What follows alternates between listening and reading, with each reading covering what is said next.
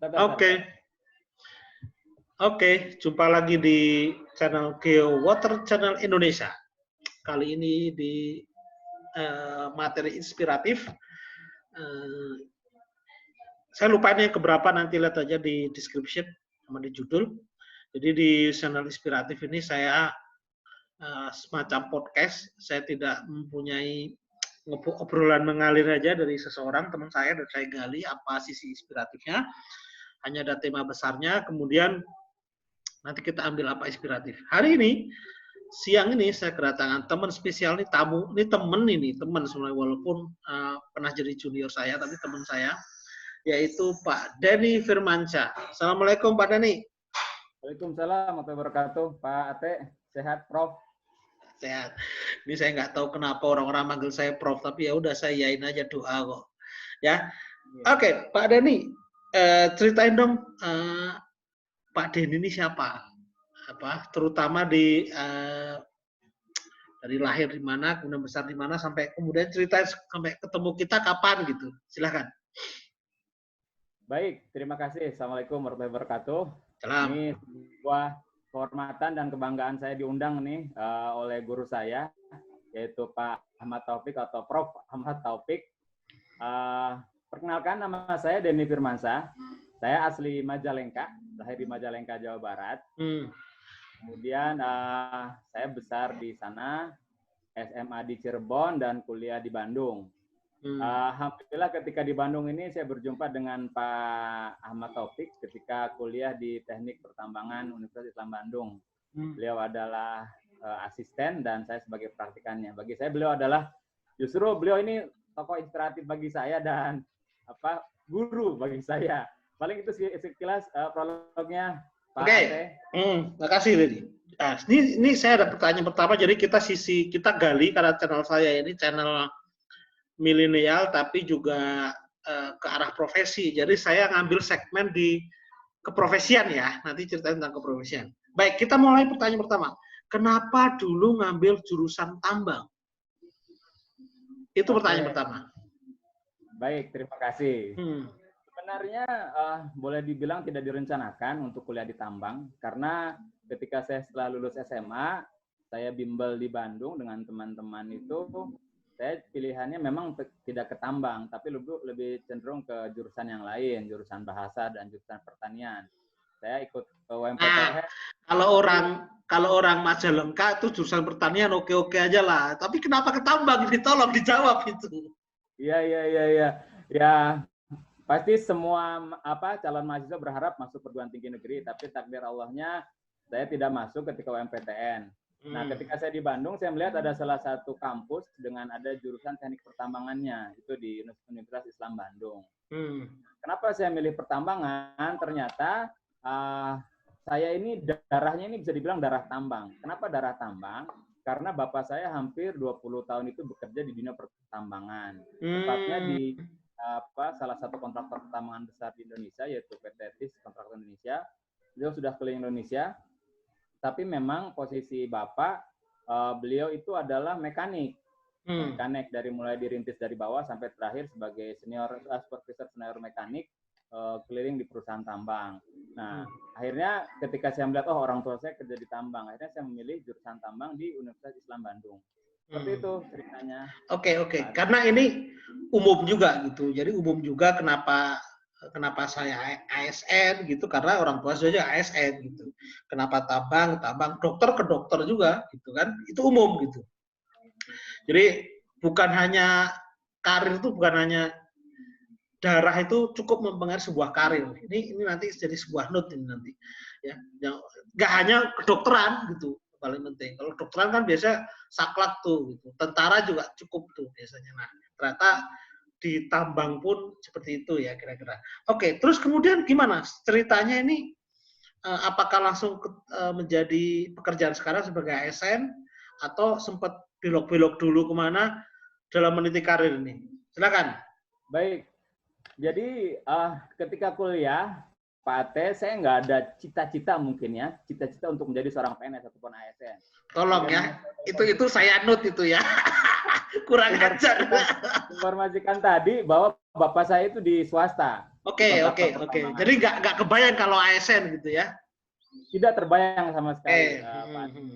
Dan saya memang ketika kuliah senang berorganisasi, jadi beberapa organisasi saya ikuti sampai saya pernah di himpunan, menjadi ketua himpunan, kemudian di fakultas, dan ikut juga kegiatan kemahasiswaan teknik pertambangan seluruh Indonesia. Seperti itu. Nah, bayangan saya ketika seorang sarjana tambang itu, pekerjaan paling ideal itu kerja di tambang. Sebentar. Dulu Denny ketua himpunan? Ya, sempat jadi ketua himpunan, Pak Ate. Pas saya di sana juga ya, kalau nggak salah ya. Ya, saya ketua himpunan dan jangan lupa Pak Ate, saya entrepreneur, saya penjual donat. Oh iya. Kalau Pak Ate ingat. Itu pura-pura itu, pencitraan itu. Jualan donat kan pencitraan aja itu. Nanti saya jadi judul dulu. Tukang jualan donat jadi ASN nanti. Oke, lanjut. Nah, ya, baik. Nah, ketika saya lulus, saya sempat tahun 2008 kerja di benar-benar remote area Pak Ate, di daerah Teluk Bintuni, Papua Barat. Saya melakukan eksplorasi batu bara yang benar-benar untuk menjangkau ke daerah titik awalnya saja menggunakan helikopter. Di sini saya posisinya sebagai local geologist dan translator. Karena kami mendampingi tim di Cina, tim orang-orang dari Tiongkok, mohon maaf, dari Tiongkok. Perusahaannya perusahaan Indonesia, tapi perusahaan Indonesia yang meng-hire tim expert yang dari Tiongkok. Dan kita di sana tugasnya sebagai local geologist sekaligus translator. Gitu. Kegiatannya hanya eksplorasi geologi di awal seperti itu. Itu selama 3 bulan. Nah, sekarang gimana nasibnya itu? Dieksplorasi sama Denny, lanjut nggak itu? Sampai sekarang Pak Ate belum ada yang berhasil tembus ke sana karena masalah sosial. Walaupun potensinya sangat besar sekali juga untuk batubara di sana, Pak Ate. Itu udah berarti hampir 12 tahun ya. Kita mesti catat itu. 12 tahun itu belum mulai juga itu. Terus next. Jadi setelah itu saya kemudian ikut proyek-proyek kecil di konsultan tambang di Kalimantan Timur. Nah, setelah itu tahun 2009 saya ikut melamar sebagai FGDP, Fresh Graduate Development Program, di salah satu perusahaan bisa dibilang cukup besar di Kalimantan Selatan. Saya masuk FGDP di PT Dharma Henwa, yaitu kontraktor PT Arutmin yang akan menyuplai batubara di Asam-Asam. Saya di situ selama 1 tahun menjadi FGDP di bagian operation. Alhamdulillah pengalaman lapangan di situ sangat teruji dan bagi saya itu sebuah pengalaman sangat berharga. Dan pada tahun 2010 saya masuk ke ASN ataupun PNS di Kementerian SDM, Direktorat Jenderal Mineral dan Batubara sampai saat ini 2020 dan tidak terasa sudah 10 tahun nih Pak Ate di dunia operasi. Saya mau kulik satu lagi pertanyaan yang menarik. Om Denny ini berubah dari 2009 di sebuah perusahaan swasta Arutmin yang sudah tadi katanya enjoy sebagai operation. Kenapa Anda ini ala-ala Deddy Corbuzier ini? Kenapa Anda kemudian memilih ASN? Tolong jelaskan ini. Ini penghinaan pada Arutmin kalau nggak bisa jelasin ini. Harus Pak. Tadi udah bilang bahagia loh di 2009 sebagai Arutmin itu. Ya. 1 tahun saya digembleng, bisa dibilang digembleng di kontraktor tambang batubara, itu pengalaman yang sangat luar biasa Pak Ate. Dengan standar salary, dengan standar gaji tertentu yang bagi saya cukup besar. Oh iya dong, swasta Arutmin. Itu ide, itu cita-cita hampir semuanya miners banyak ke sana loh. Kenapa Bapak kemudian meninggalkan Arutmin? Tolong jelaskan Pak. Ini view saya ini ada 2000K ini ya.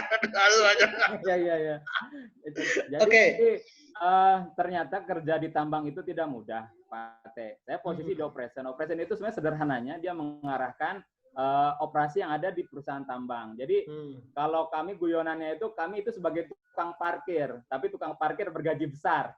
Kenapa tukang parkir? Karena kita mengarahkan operator baik itu yang hauling ataupun loading. Jadi dump truck, kemudian ekskavator kami yang mengarahkan.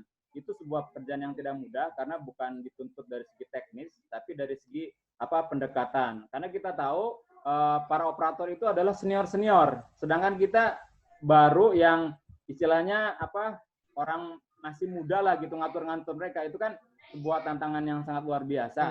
Dan memang kalau boleh saya bilang cukup keras lah ininya apa, dunia tambang ini, dan memang kita siang panas-panasan, malam kedinginan seperti itu. Akhirnya ya setelah 1 tahun itu ya semua dari 28 FGDP itu mungkin hampir 24 ya kalau tidak salah itu keluar semua, karena mungkin tidak cocok ya sepertinya, karena jurusan tambang itu pengennya ke ini Pak Ate, ke apa, engineer, jadi belajar software, belajar itu selama 1 tahun ini. Di lapangan, posisinya di lapangan, jadi teman-teman akhirnya pilih untuk banyakkan keluar seperti itu. Dan sebentar, tahan. Ini masalah keluar belum clear ini, kita harus pastikan. Sekarang tadi ada 24 pengen keluar, apakah semua itu fresh graduate semua? Tentu dong, kalau fresh graduate pasti di lapangan dulu dong. Masa mau langsung minor developer, kan wajar dulu dong kalau kemudian di lapangan dulu. Karena memang kan kebutuhan waktu melamar kan harus tahu dong, saya akan jadi operator gitu. Nah, ini masih belum clear ini, gimana perpindahannya ini? Ya, jadi Pak Ate dari sekitar 28 ya, mohon maaf, antara 28-30 lah. Oke. Itu dibagi-bagi divisinya, ada yang ke engineering, ada yang ke survei, ada yang ke HSE, ada yang ke bahkan HR, ada yang ke operation seperti itu. Nah, ya kita selama 1 tahun itu lebih banyaknya di operation, sedangkan ya kebanyakan teman-teman kan selain di operation pengennya dikombinasikan juga dengan di lapangan, karena kalau di operation itu memang fully di lapangan kita. Jadi kalau kerja itu ya 6 to 6. Jadi dari jam 6 pagi ke jam 6 sore. Itu kalau sip siang. Kalau sip malam dari jam 6 sore sampai jam 6 pagi. Jadi kita di lapangan seperti itu. Jadi kita lebih banyak pendekatannya ilmu apa ya? Ilmu lapangan saja gitu, tidak ada ilmu teknis yang digunakan. Nah, kebanyakan ada beberapa yang ngisi posisi engineer itu bukan dari teman-teman dari background-nya pertambangan, tapi dari geodesi, dari geologi seperti itu. Gitu. Jadi teman-teman memutuskan untuk mencari di tempat yang lain. Oke, akhirnya apa reason utamanya saya ngelihat 6 to 6 itu adalah salah satu reason utama, atau ketika 2010 ada pembukaan ASN kemudian tertarik pengen shifting gitu. Pengen loncat. Kira-kira apa ya jadi perpindahan itu? Ya, jadi sebagian kalau yang saya tangkap, mungkin ini juga saya rasakan, sebagian pokoknya keluar dulu, istilahnya keluar dari perusahaan itu dulu. Capek. Apakah nanti mau pindah ke perusahaan yang lain? Keluar karena apa nih? Sebentar, keluar karena apa? Capek dengan kerja atau gimana tuh? Ya salah satunya itu karena penempatannya di operation, dan operation itu memang bisa dibilang dunia yang cukup keras lah. Istilahnya. Jadi itu normal dulu. Dulu saya kan juga kerja di swasta juga. Nanti kan gantian saya di ekspor. Kenapa saya? Jadi reason pekerjaan lapangan itu cukup berat, itu memang ya harus diakuin gitu. Nggak semua orang kuat gitu. Tenang aja Pak Denny. Nah, kemudian sekarang shifting KSN gimana ceritanya itu? Pokoknya keluar dulu pokoknya. Pokoknya kasarnya saya udah capek pengen keluar. Ya jadi yang pasti ketika 1 tahun itu proses penempaan itu memang terasa sekali gitu ya. Ya namanya masih baru-baru juga kan, jadi istilahnya kita pengennya pengen cari tempat yang lain. Ya betul, ini umum sih kalau usia muda itu suka masih mencari-cari kan ya. Mumpung masih muda lah gitu, itu umum betul. Ya. Terus? Ya dengan pengalaman 1 tahun di salah satu kontraktor yang bisa dibilang cukup besar lah di daerah Kalimantan Selatan, teman-teman termasuk saya pun pede mau ngelamar ke tempat yang lain. Nah, takdirnya itu ketika akan perpindahan itu ada lowongan PNS. Sebelumnya nggak tahu atau sebelumnya nggak tahu? Ya, saya coba terbuka nih. Ya nggak apa. Oke. Podcast ini kan harus terbuka. 2008 itu saya coba juga Pak Prof. Oh, podcast harus terbuka. Oke. 2009 saya coba juga. Jadi mungkin ini bisa diambil hikmahnya, mudah-mudahan bagi para penyimak ya Geoweather Channel ini. 2008 ketika setelah lulus itu ada lowongan di PNS tuh. Sebelum saya survei geologi ke Papua itu. Survei tes PNS di Kementerian SDM itu hanya 2.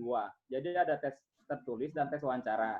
Nah, tahun 2008 saya tes tertulis, alhamdulillah tes tertulis masuk dan saya diminta untuk wawancara. Tetapi saya tidak bisa mengikuti wawancara tahun 2008 karena ada kegiatan yang lain. Oh, itu nggak bagus itu. Jadi waktu wawancara nggak ikut tes. Oke, terus? Ya, wawancara ikut tes.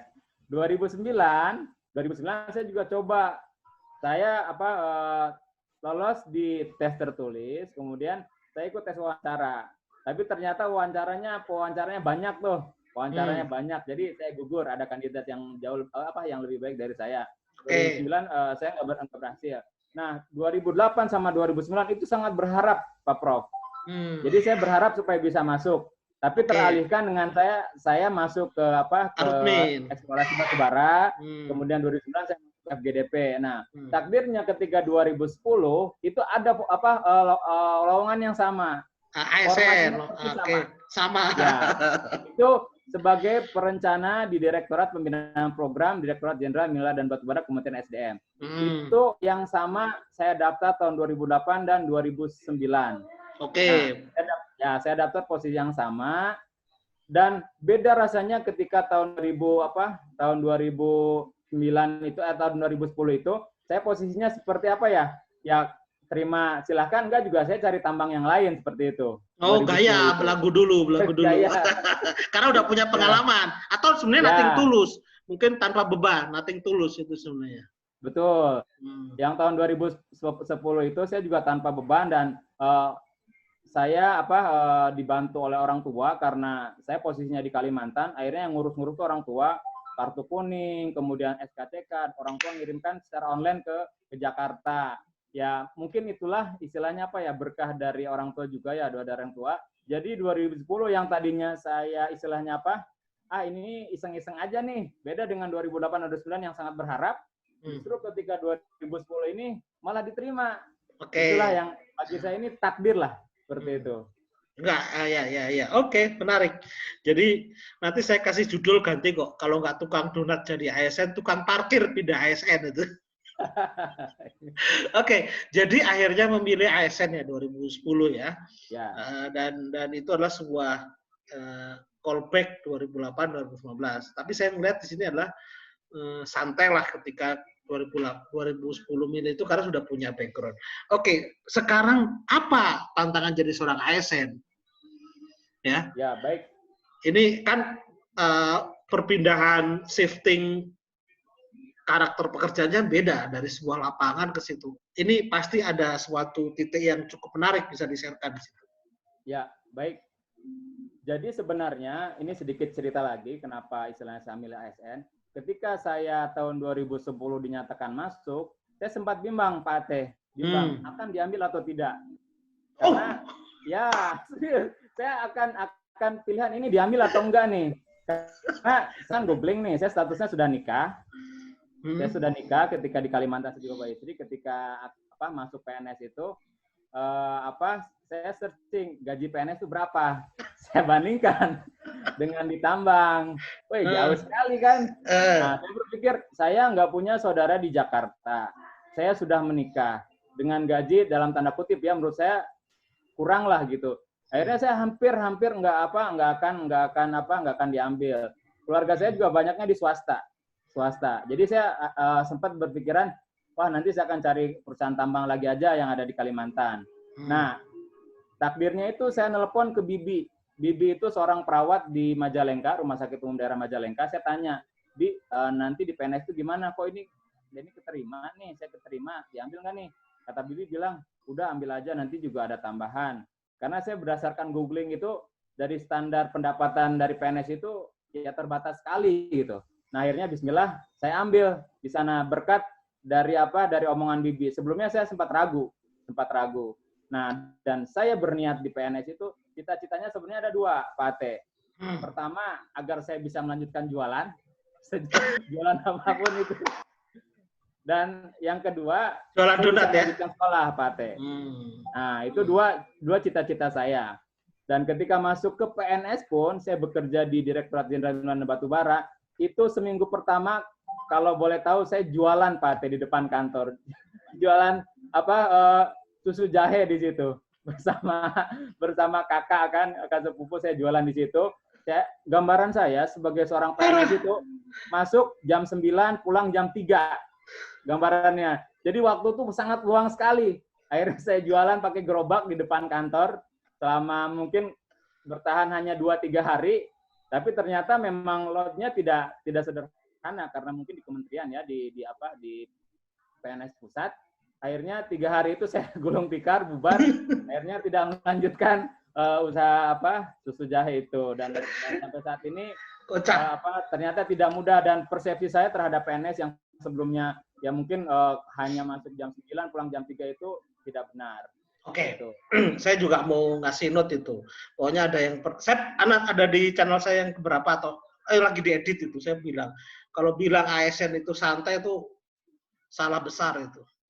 Ya, tapi ini menarik. Sempat jualan juga. Kocak banget sih kalau itu jualan depan kantor. Teman-teman kantor tahu juga dong.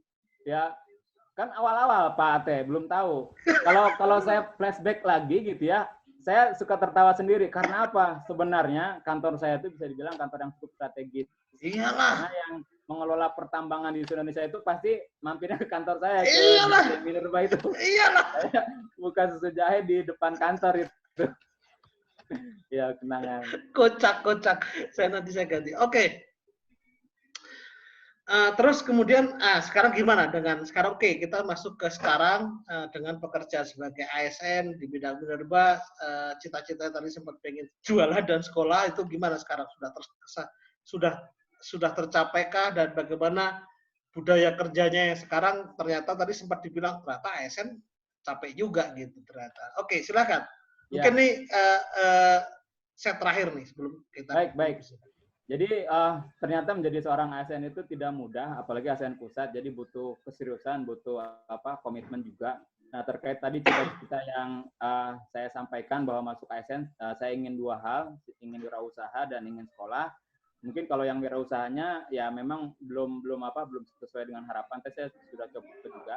Saya pikir dimanapun mental ya, wirausaha itu mental, bukan hanya sebagai penjual gitu. Mental wirausaha itu bisa kita latih dimanapun. Dan yang kedua, alhamdulillah juga kalau untuk pendidikan, ya tahun 2013 kemarin saya ngambil jurusan kebijakan publik di Fakultas Ekonomi dan Bisnis Universitas Indonesia. Alhamdulillah saya selesai juga di sana. Oke, alhamdulillah. Saya milih kebijakan publik karena saya masuk di kementerian itu lebih banyak ke bagian perencanaan, Pak Ate. Jadi saya masuk jabatan fungsional sebagai perencana Direktorat Pembinaan Program. Jadi tidak spesifik teknis. Kalau di tempat saya itu kalau teknis biasanya teknik tambang. Kalau saya lebih banyaknya ke perencanaan. Jadi tidak selalu membahas hal-hal yang teknis, tapi lebih ke konsep perencanaan, walaupun itu ada kaitannya dengan pertambangan, baik mineral ataupun batu bara. Jadi ya seperti itu. Enjoy sekarang? Bersyukur atau nyesel ini? Ya, alhamdulillah. Oke, terakhir, cita-cita apa nih yang belum kesampaian, atau keinginan apa yang kaitan dengan profesi ya yang belum kesampaian sebagai closing statement nih? Baik, Pak Ate, sebagai closing statement-nya, saya masih bercita-cita ataupun bermimpi untuk bisa sekolah, melanjutkan sekolah jenjang tertinggi seperti Pak Ate ini. Saya ingin lanjut ke program doktoral dan cita-cita saya di luar negeri. Itu cita-cita saya sebagai. Siapa itu yang menginspirasi itu? Menginspirasi karena bagi saya salah satu benefit menjadi seorang ASN, salah satunya harus dimanfaatkan itu sekolah, yang itu tidak bisa didapatkan ketika kita kerja di swasta. Jadi target saya memungkinkan untuk bisa sekolah lanjut S3 di luar negeri. Itu yang menjadi motivasi saya, dan mungkin ini satu hal yang mungkin bisa saya sharing ke teman-teman. Ketika menjadi seorang PNS itu jangan berpikir bahwa kita akan berlebih dalam sisi pendapatan, tapi cukup. Karena saya pernah pengalaman di swasta. Kalau teman-teman istilahnya berprinsip masuk PNS itu pengen dalam tanda kutip kaya ataupun berlebih secara materi, jangan sampai berpikir seperti itu. Tapi insya Allah cukup untuk kebutuhan kita, mungkin untuk keluarga kita. Tapi jangan dibandingkan dengan bekerja di perusahaan swasta ataupun bekerja sebagai pengusaha. Itu saya rasakan selama 10 tahun, dan saya sempat baca juga orang-orang yang di pertambangan, di ASN pertambangan yang sudah sampai level puncak itu, kita cukup tidak berlebihan. Jadi kalau menjadi PSN ingin berlebihan, terlihat mewah, jangan sekali-kali berprinsip bahwa menjadi ASN atau PNS itu ingin berlebihan. Jadi cukup, alhamdulillah. Itu mungkin penekanannya Pak Ate. Oke, saya pikir cukup ya. Jadi saya coba resumekan, silahkan kalau di komentari. Yang pertama, jadi dalam sebuah perjalanan ada inspirasi pertama, darah, ya, darah profesi itu juga mau tidak mau ada pengaruh darah ya, keturunan, gitu ya. Jadi tidak hanya dokter yang anaknya jadi dokter, polisi anaknya polisi, seorang tambang pun ternyata bisa mempengaruhi keturunannya sebagai seorang profesional tambang gitu, walaupun jalannya beda gitu. Jadi bersyukurlah buat teman-teman yang orang tuanya kerjanya ABCD gitu, dan itu kemudian anaknya, karena itu sebenarnya kita bekerja itu menginspirasi keturunan kita. Itu yang pertama. Yang kedua, ini usia muda nih. Saya ngeliat usia muda, ini buat teman-teman di usia muda gitu ya. Seperti Pak Denny ini di usia muda, eksplorasinya cukup maksimalkan lah gitu ya, maksimalkan, harus kerja di sama orang Tiongkok, kerja di tambang tuh maksimalkan karena memang masih muda gitu ya. Jadi Pak Denny ini bisa mengoptimalkan itu sehingga pada suatu titik harus pindah keputusan yang pekerjaan jangka panjang itu memang sudah punya pengalaman cukup gitu. Karena saya relatif tidak punya pengalaman gitu. Dan itu pengalaman itu pasti akan jadi value yang berbeda. Jadi teman-teman prinsipnya ya jalani dulu periode-periode itu sehingga nanti akhirnya teman-teman ya kita ikutin gitu ya. Itu yang kedua. Yang ketiga, culture budaya kerja. Jadi kalau sudah punya pengalaman dan pendidikan tentu itu menjadikan kita lebih mudah memilih sebuah pekerjaan. Ya, seperti tadi Pak Denny, oke, saya lebih confident sekarang masuk ASN karena sudah punya pengalaman, bahkan akhirnya sempat mau menolak sok-sokan sempat mau menolak. Ya karena sebenarnya udah punya pengalaman, sudah punya latar belakang, sudah punya itu. Jadi itu mungkin jadi sebuah ketika tes wawancara atau apapun itu menjadi lebih confident gitu pengalaman. Jadi jangan remehkan pengalaman yang pekerjaan sudah kita lalui.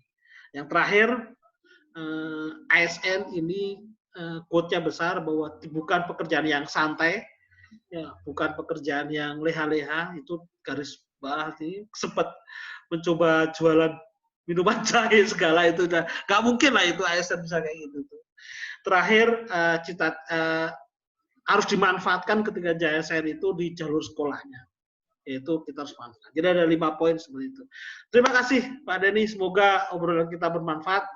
Saya kayaknya judulnya itu tuh menarik nih, tukang parkir jualan minuman jahe dan akhirnya jadi ASN. Itu menarik tuh. Oke. Terakhir sebagai penutup ini Denny ini punya channel YouTube juga. Pak Denny ini punya channel YouTube namanya Denny Gen Tangguh. Ya, Gen Tangguh. Oh, ini mau ngalahin Geng Halilintar ya. Bapak mau coba-coba ngalahin Geng Halilintar ya. Ada apa nih sama Atta Halilintar nih, kayaknya ada masalah nih kayaknya. Oke, nanti bisa tengok di Geng Tangguh. Terima kasih, semoga obrolan kami menjadi inspirasi buat teman-teman semuanya. Terima kasih, bye-bye. Assalamualaikum. Assalamualaikum warahmatullahi wabarakatuh. Saya tutup dulu nih.